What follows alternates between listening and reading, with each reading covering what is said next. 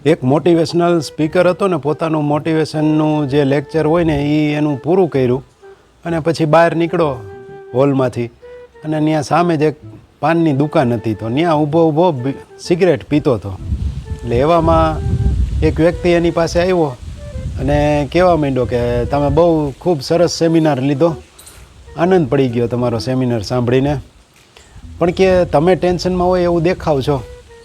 એટલે ઓલો ભાઈએ કીધું કે આ સાચી વાત છે, આ બધું કરવું પડે, કે મારે હમણાં 20,000નો આ મહિનાનો ઘરની લોનનો હપ્તો આવશે, આ મહિને ભેગા નથી થયા, એટલે થોડોક ટેન્શનમાં છું.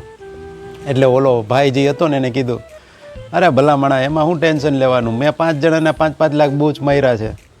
ઓલા ઉઘરાણી આવતા હોય ટેન્શન એને હોય, મને કાંઈ ન હોય. હું કહી દઉં ભાઈ નથી થાય એ કરી લે, તારાથી થાય તો દઈશ, નકર આ રહ્યો. હવે ઓલો જો મને મારે તો એ જેલમાં જાય. એટલે કે એ ટેન્શનમાં છે 5 જણા અને હું તો મોજમાં ફરું છું. એટલે ઓલો જે સ્પીકર હતો ને એને એમ થયું કે ભાઈ હું તો મોટિવેશન આપવા માટે બધી વાતો કરું છું, તું તો ખરેખર મોટિવેટેડ માણસ છો, તને પગે લાગુ. એટલે પછી ઓલા ભાઈએ કીધું એલા તો કાંઈ નથી, કે મારો દોસ્તાર છે એની માથે 2 કરોડ પડ્યા છે તોય લીલા લહેર કરે છે.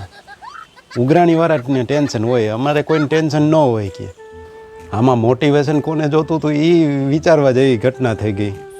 પણ આવી રીતે બૂચ ન મારવા, આ તો ઠીક છે 2 ઘડી રમૂજ માટે વાત કરીએ.